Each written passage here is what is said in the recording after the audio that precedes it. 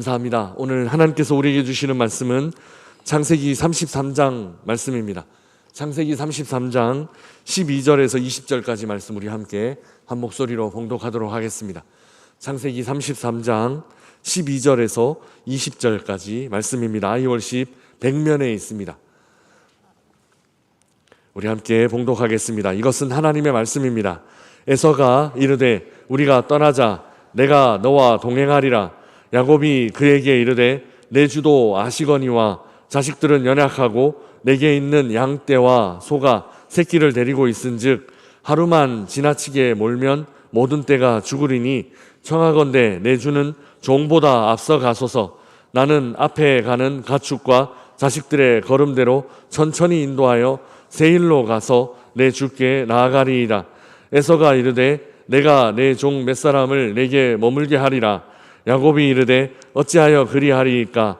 나로 내 주께 은혜를 얻게 하소서 하매 이날에 에서는 세일로 돌아가고 야곱은 숫곳에 이르러 자기를 위하여 집을 짓고 그 가축을 위하여 우릿간을 지었으므로 그 땅 이름을 숫곳이라 부르더니 야곱이 밧단 아람에서부터 평안히 가나안 땅 세겜 성읍에 이르러 그 성읍 앞에 장막을 치고 그가 장막을 친 밭을 세겜의 아버지 하몰의 아들들의 손에서 베크시타에 샀으며 거기에 제단을 쌓고 그 이름을 엘렐로히 이스라엘이라 불렀더라. 아멘.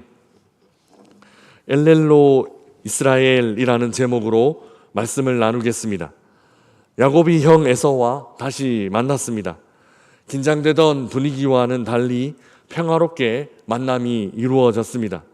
이는 사실 그냥 이루어진 것은 아닙니다. 모두 하나님께서 세심하게 역사하여 주신 덕분에 이런 평화로운 만남이 이루어졌습니다. 야곱은 뒤로는 라반과 다툼이 있을 뻔했고 또 앞으로는 에서와 싸움이 생길 뻔했습니다. 그러나 결과적으로 야곱은 그 누구와도 어려운 일이 생기지 않았습니다. 라반에게도 당당하게 대할 수 있었고 에서와도 평화롭게 만날 수 있었습니다. 특히 라반과는 언약을 체결하게 되는데 이는 라반과 야곱이 동등하게 되었다라는 것을 의미합니다. 언약은 동등한 위치에 있는 사람이 체결하는 것이기 때문입니다. 외삼촌의 집에서는 종과 같은 삶을 살았지만 하나님은 야곱과 라반이 동등한 위치에서 언약을 맺고 헤어지게 하셨습니다. 오늘 본문에서 야곱은 다시 에서와 헤어집니다. 에서는 동생 야곱에게 동행을 제안하지만 야곱은 이런저런 이유를 들어 동행을 거절합니다. 이 부분에서 사람들은 여전히 야곱과 에서 사이에 화해가 덜 이루어진 것 아닌가, 여전히 야곱은 형 에서를 두려워하고 있는 것 아닌가 하는 질문을 하게 됩니다.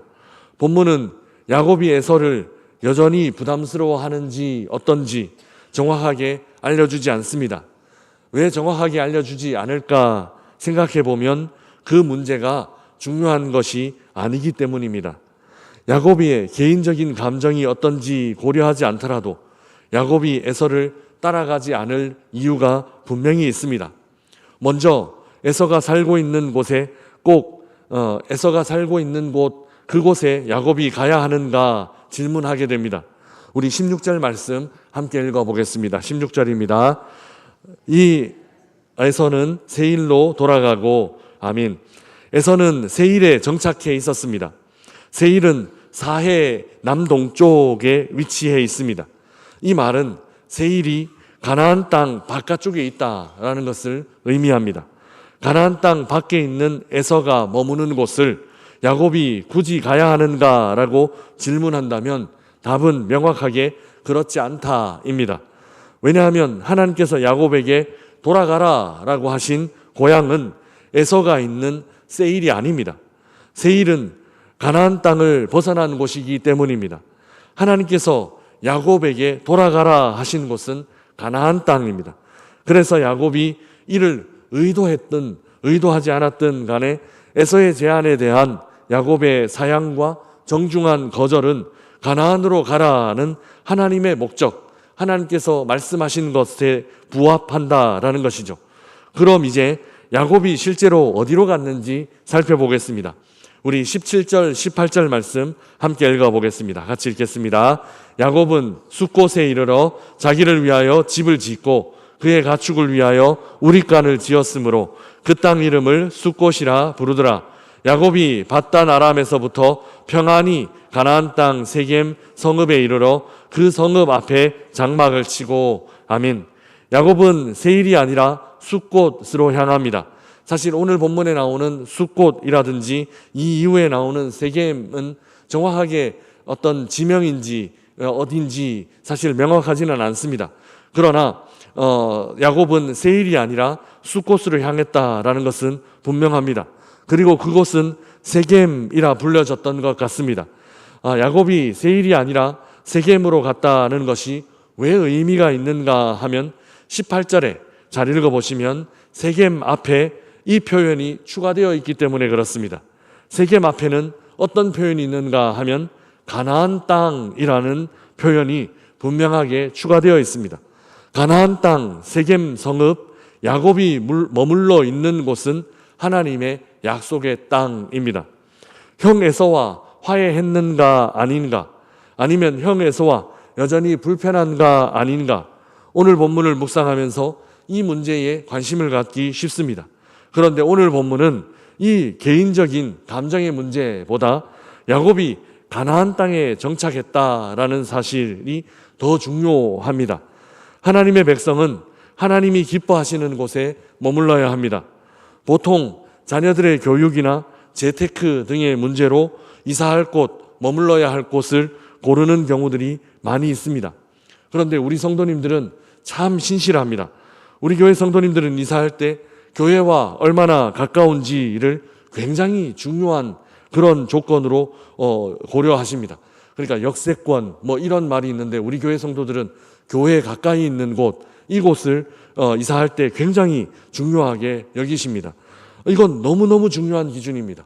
우리 아이들을 고려하더라도 우리 아이들이 교회와 가까이 지내면서 학교를 오가면서 교회에 머물고 또 주일날에도 교회에 더 오래 머물 수 있는 곳을 고려해서 이사하는 것은 굉장히 중요한 기준입니다. 믿음의 사람들에게 신앙이 가장 중요한 조건 되고 있다, 가장 중요한 기준 되고 있다라는 것을 의미하기 때문입니다. 그래서 저는 우리 성도들이 참 자랑스러울 때가 많이 있습니다. 이런 조건으로 집을 선택하고 또 지난 주일에 보여드린 것처럼 우리 어려운 이웃들 또 교회들 찾아가서 이 무더운 여름날 조금만 움직여도 땀이 나는데 그렇게 교회들을 돕고 또 이웃들을 돕는 모습을 보면 참 눈물겹도록 우리 성도들이 자랑스럽습니다. 다시 야곱의 이야기로 넘어와서 그렇게 가나안 땅으로 왔다 하더라도 사실은 늘 좋은 일들만 생기는 것은 아닙니다. 믿음으로 결단했다 하더라도 늘 평탄한 일들만 생기는 것은 아닙니다. 내일 아이월십 하게 될 다음 장에는 그 땅 세겜에서 야곱이 경험한 인생의 최악의 수치스러운 일이 기록되어 있습니다. 가나안 땅이 약속의 땅이기는 하지만 아직 그 약속은 성취되지 않았습니다. 또한 약속이 성취될 때에도 약속은 땅에 대한 것이지 그 가나안 거주민에 대한 것이 아닙니다.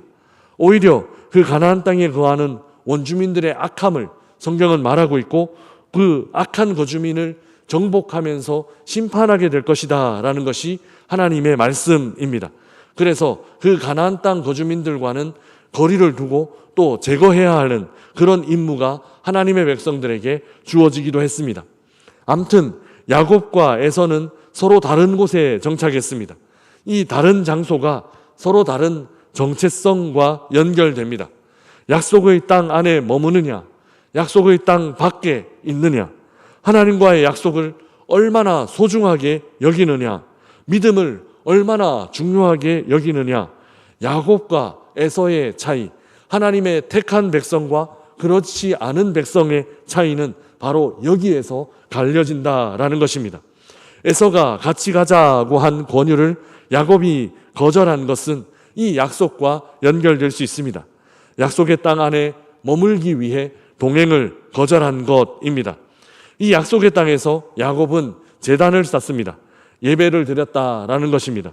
우리 20절 말씀 함께 읽어보겠습니다. 같이 읽겠습니다. 거기서 제단을 쌓고 그 이름을 엘엘로헤 이스라엘이라 불렀더라. 아멘. 세일로 갔으면 제단을 쌓을 수 있었을까 싶습니다. 가나안 땅으로 들어왔기 때문에 그나마 제단을 쌓을 수 있었을 것입니다. 이 제단 이름을 야곱은 엘헬로헤 이스라엘이라고 부릅니다. 히브리어로 분석해보면 엘 하나님, 엘로헤이 누구누구의 하나님, 명사의 연결형으로 엘렐로헤이 하면 누구누구의 하나님 이렇게 해석될 수 있고, 마지막으로 이스라엘, 우리가 다 잘 아는 이스라엘, 원래는 엘로헤이 이스라엘인데 중간에 헤이의 이와 이스라엘의 이가 서로 겹쳐져서 축약되었습니다. 번역하면 하나님, 이스라엘의 하나님, 명사 구문이고, 혹은 하나님은 이스라엘의 하나님이시다 이렇게 번역될 수 있습니다. 야곱은 하나님을 이스라엘의 하나님으로 고백하고 있습니다. 이는 공적으로 이스라엘 민족을 의미할 수 있습니다. 언약의 백성, 택함받은 백성, 이스라엘과 하나님과의 관계가 이제 이스라엘의 하나님이다라는 말로 설명되고 있습니다. 그런데 여기는 개인적인 야곱의 신앙도 담겨져 있습니다. 바로 직전 이야기, 그러니까 야복강 이야기, 브니엘 이야기에서 야곱은 하나님께 이스라엘이라는 이름을 받습니다. 야곱은 이스라엘이 된 것입니다. 그래서 엘로헤이 이스라엘, 하나님은 이스라엘의 하나님이시다, 이 말은 하나님은 나의 하나님이시다라는 말과 같습니다. 야곱은 이제 하나님을 나의 하나님으로 고백하고 있습니다. 사랑하는 명선의 가족 여러분, 하나님은 나의 하나님이십니다. 라반과의 어려움에서도, 에서와의 문제도 하나님께서 해결하여 주셨습니다. 야곱의 힘으로는, 사람의 힘으로는 해결할 수 없는 문제들이었습니다. 우리도 살아가면서 우리의 힘으로는 해결할 수 없는 문제들을 자주 만나게 됩니다. 그때 역설적으로 우리는 어떤 것을 경험하게 되는가 하면 하나님이 나의 하나님이시구나 하는 것을 경험하게 됩니다.